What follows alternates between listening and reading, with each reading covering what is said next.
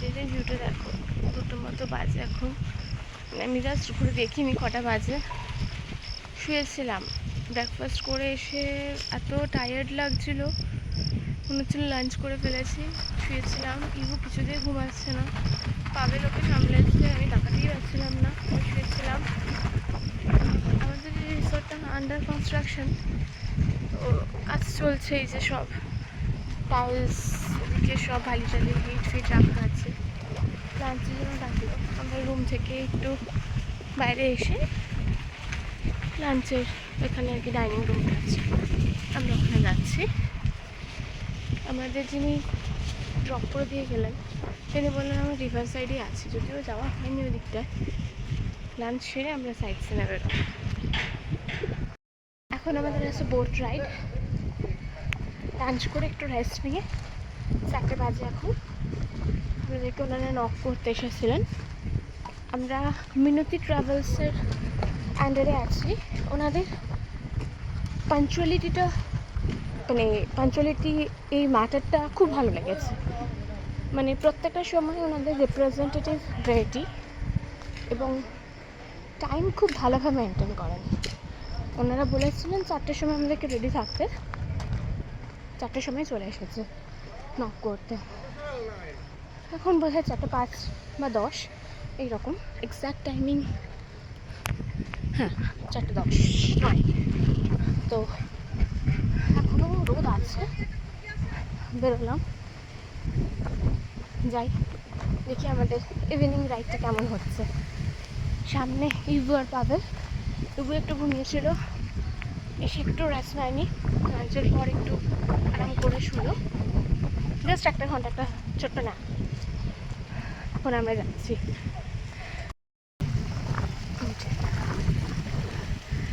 রিসোর্টে পুরোটাই কাজ হচ্ছে। এখানে একটা কিছু ওয়াটার বডিজ এরকম একটা কিছু প্ল্যানিংয়ে আছে। ওই দূরে একটা উঁচু জায়গা, বাঁধ মতো, আমরা ওই পর্যন্ত যাব, তারপরে গিয়ে ওই পাটা দেখতে পাবো। এখান থেকে দেখা যাচ্ছে না। সামনে ইভু পাবে, দুজনে যাচ্ছে। ইভু এবার নামো, তাহলে দৌড়াতে পারবো আমরা। যাচ্ছি, এইটাতে উঠতে হবে। ও বাবা, এই কোমর নিয়ে যদি এখানে উঠি, এমনি ব্যথা নিয়ে এলাম, আমার জন্য ওদের ট্রিপটা ক্যান্সেল হয়ে যাবে। যাক, উঠেছি। আর এই ওপর থেকে নিচের ভিউটা, এইদিকে জঙ্গলে কিছু বোঝা যাচ্ছে না কিসের আওয়াজ হচ্ছে, তবে এইদিকে নদী।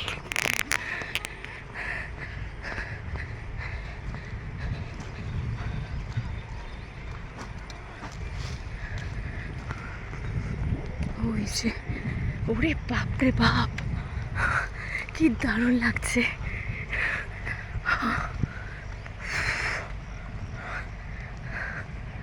হাঁপাচ্ছি, প্রচণ্ড জোরে জোরে হাঁটতে হচ্ছে। জলের কি স্রোত, জলের স্রোতের আওয়াজ, বাপরে বাপ। এই যে গাছগুলোর ফাঁকে ফাঁকে জল ঢুকছে, ম্যানগ্রোভ এগুলোকেই হয়তো বলছে। বহুত লাগছে, এখানে দাঁড়িয়ে দাঁড়িয়ে ভিউটা দেখতে ইচ্ছে করছিল, কিন্তু দেখা যাবে না, তারা দিয়েছে, ছুটতে হচ্ছে। ও বাও, তেমনি হাওয়া। সবাই লঞ্চ উঠে গেছে, আমি লেট। কি হাওয়া দিচ্ছে।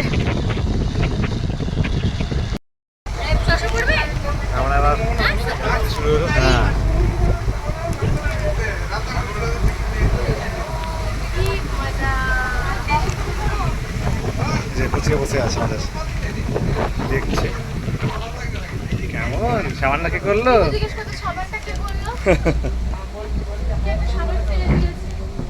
এখানে সবাই স্নান টান করেছে হয়তো বাবা, বলছো সাবান সাবান মনে হচ্ছে না।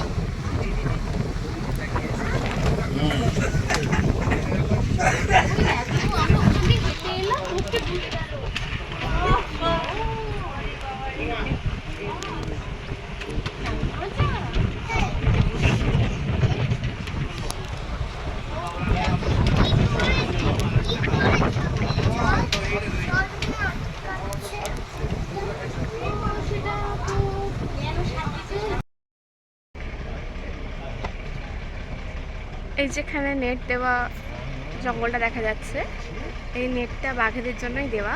আগে নেট ছিল না, তো আমাদের এই বোটে দাদারাই বললেন এটাই হচ্ছে সুন্দরবনের মেন জঙ্গল। আর যখন নেট ছিল না তখন বাঘেরা মানে অনায়াসেই পারাপার করতে পারতো। এত বড় এত চওড়া নদীটা, ওই দিকটা লোকালয় সুন্দরবনের, আর এই পাশটায় হচ্ছে জঙ্গল। তো ওরা ইজিলি ক্রস করতে পারতো, নদী পার করতেই পারতো। তো সেই কারণেই নেটটা দেওয়া হয়েছে। এখন সেটা পারে না। তো এখান থেকে আমরা যাব পাখিরালয়, ওখানে একটু ঘুরে আমাদের সন্ধে হতে হতে আবার রিসর্টে ব্যাক করিয়ে দেবেন। পরন্ত বিকেল, এরকম একটা বিকেলে লঞ্চে করে সুন্দরবন ভ্রমণ, জলের মধ্যে। নৌকার একদম সামনে এসে আমি দাঁড়িয়েছি। এই দেখো, এটা হচ্ছে ম্যানগ্রোভ। এই গাছগুলো দেখো, দেখেছো? আমরা জঙ্গলটা কাছাকাছি চলে যাচ্ছি। এখানে কুমিরও আছে, ওই দেখো সব নেট দেওয়া, দেখছো তো? পাখি মারা যায়, আর এক সময় শিকারিও ছিল, প্রচুর পাখি মারতো, খাওয়া হতো, কিন্তু এখন একটা পাখি মারলে 25,000 টাকা ফাইন।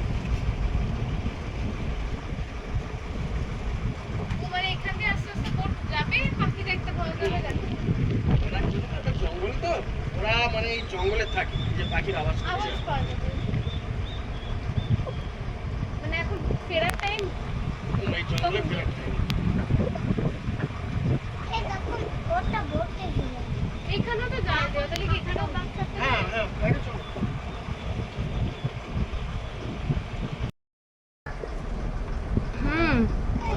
ইভুর কাছে বাঘ আছে, আর আমরা তো আর বাঘ দেখতে পাবো না। ইভুর কোলে বাঘটা দেখে, ও বাবা, ইভুর প্যান্ট এগুলো কি গো? হাতি, জিরাফ, উট। না, বাঘ তোমার কোলে তো। তুমি কি এই বাঘটা সুন্দরবন থেকে ধরলে? এখানে জঙ্গলে তো কোনোই পাবে না। আছি গো, ওই কালকে আঙ্কেল বললো কালকে নাকি বাঘ বেরিয়েছিল। বাঘ কি সবসময় আসবে? সবসময় বাঘ আসে না, মাঝে মাঝে চলে আসে। মনে হয় এই রয়্যাল বেঙ্গলটাকে দেখে ভয় পাচ্ছে ওরা। এই বাঘকে থেকে ভয় পেয়ে গেছে। এই বাঘকে দেখে ভয় পেয়েছে গো। এত ছোট। আমরা খুব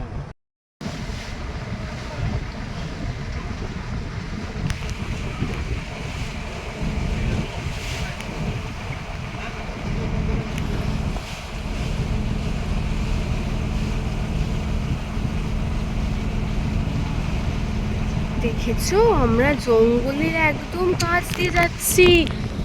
পায়ের উপর দিয়ে দিচ্ছিস কেন পাড়া?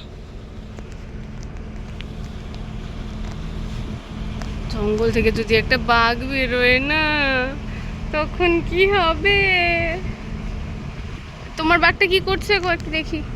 একটু হালুম হালুম করছিলে, তোমার বাঘটা কি আওয়াজ করছে না? না, নিমা কেন ঘুমিয়ে পড়েছে বাঘটা? ও হ্যাঁ, এগুলো ক্রুজ, এগুলো একটু বেশি সুন্দর দেখতে। উপরে ডেক, নিচে সিটিং। আমরা তো ড্রাইভার আঙ্কেলকে নিয়ে যেতে পারি। রাত্রিবেলা কেউ চালাবে না কিছু। রাত্রিবেলা তুমি দেখলে আমরা আজকে বিকেলে বোট রাইড করে যখন সন্ধ্যাবেলা রিসর্টে ফিরলাম, তারপর ওনারা অ্যারেঞ্জ করেছিলেন এখানে আদিবাসীদের নাচ, ঝুমুর গান, আর বৃষ্টি পড়ছে নাকি, ঝুমুর গান আর টুসু গান, নাচ, এসব কিছু হলো। তো ওখান থেকে এসে চলো দেখে এসে রুমে 8:30 বসা। আবার ঢুকলাম, ঢুকে একটু রেস্ট নিচ্ছিলাম। সারাদিন রোদে রোদে ঘুরে একটু এক্সস্টেড হয়ে গেছিলাম, এসিটা অন করে একটু শুয়েছিলাম। এখন ডিনারের জন্য কল করলো, রাত্রি 9টা বাজে। ডিনার দিয়ে দেবে এখন, খেয়ে দে। আবার কালকে সকালবেলা আমরা যাব ফরেস্টে, সজনেখালি ফরেস্ট সাফারিতে। রিসোর্টের চারপাশটা পুরো অন্ধকার, শুধু আলো জ্বলছে। এই যে বাঘ থাকে জানো তো? বাঘ থাকতে পারে, থাকতে বলতে। ইভু নানান রকম গল্প বলছে, ভীষণ এক্সাইটেড। এই যে চারপাশটা এরকম অন্ধকার। আর একটা গোট আছে, সেটা কি বাঘের পেটে যাবে ও? না না, বাঘ এই অবধি আসবে না। গোটের মধ্যেই থাকবে। গোট আছে, ওর বেবি আছে, একটা না অনেকগুলো। হোয়াইট গোট আছে, হোয়াইট গোটের হোয়াইট বেবি। আর ওখানে দেখো ব্ল্যাক গোট আছে, ব্ল্যাক গোটের আবার বেবি আছে। ওই যে ওরা খাচ্ছে, ওরাও খাচ্ছে। ওপর আর থেকে এটা জল আমার ফেলেছে বিষাক্ত মনে হয়। গাছ। বিষাক্ত গাছ না, ঝাউ গাছ। আজকের মতো আমাদের ফার্স্ট ডে কমপ্লিট। ইভুর মজা হচ্ছে না। ইভু বলছে লঞ্চে যখন ছিলাম তখনই ভালো ছিল, রুমে কোনো মজা হচ্ছে না। মন খারাপ হয়ে গেছে, ওর মুখটা কেমন পেঁচুর মতো হয়েছে। কালকে আবার লঞ্চে চড়বো। আর তুমি নাকি বলছিলে রয়্যাল বেঙ্গল আর কুমিরের যুদ্ধ হয়েছে? সে কবে হয়েছে? তাই নাকি? তো যুদ্ধটা থামলো কবে, শেষ কবে হলো?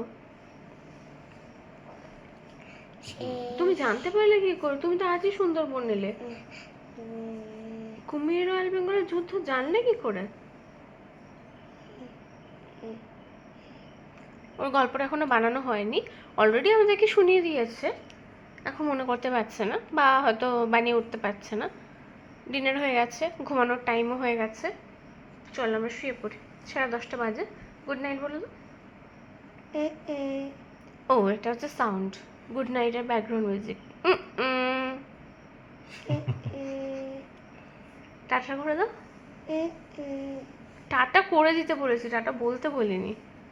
ও tata. Okay bye, good night.